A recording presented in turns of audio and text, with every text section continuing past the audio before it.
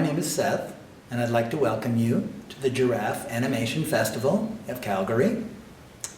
And I'd also like to thank you for coming to see the documentary, Seth's Dominion, which is about myself.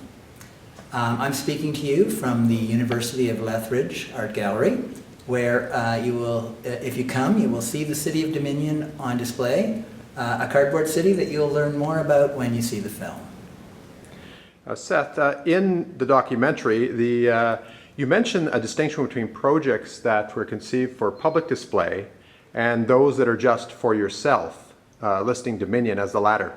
When did you decide that Dominion was actually something that should be seen by the public, and how has it changed your relationship with the project?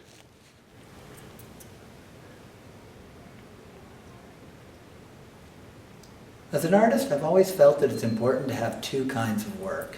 The work you do for yourself and the work that you do to communicate with other people. As I've grown older, though, I've realized a lot of that private work turns out to be the work you end up showing people anyway.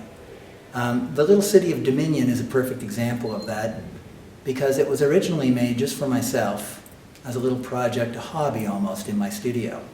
But it really changed when a curator saw it, Ben Portis of the Art Gallery of Ontario, and asked me to display it. After that happened, it did change how I felt about it, and I started to see that the work I was making, I was thinking more about other people while I was making it. I think it's inevitable that once a work goes out into the public, it changes your perception of it. Now, the National Film Board film offers a take on both yourself and your work through interview and animated portions, respectively.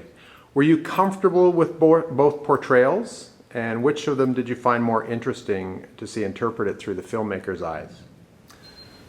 Ultimately, when I saw the documentary when it was completed, I was most interested and excited by the animated parts of the film, which was a surprise to me because most cartoonists who work in print aren't usually that enthused when they see their work animated by someone else, because it doesn't look like your own work and it has a different hand in it. But Luke actually, the director Luke Chamberlain, did a remarkable job of capturing the feeling of the work. And in the end, what made me pleased with the documentary is that it was more about the sensibility than it was about me. If there was anything I was uncomfortable with, it was the actual process of being filmed. I think that you realize quickly, even if you're a gregarious person, that once a camera is aimed at you, you start kind of pretending to be yourself. And that was uncomfortable, and I was grateful not to see too much of that in the film. Now, the film also shows a number of your contemporaries describing their amazement at your productivity.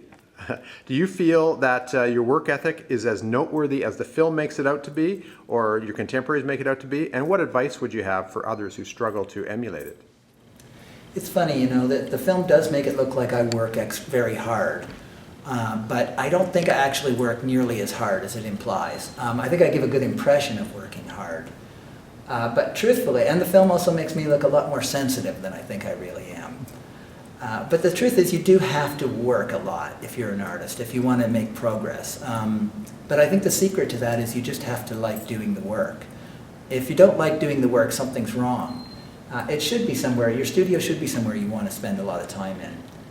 And I do think it's important that you just do the work. That would be my main advice to young artists is forget about whether it's art, forget about whether it's any good, just do the work and keep doing it and let other people worry about that. I think Andy Warhol basically said this, let other people decide if it's art, just keep doing the work.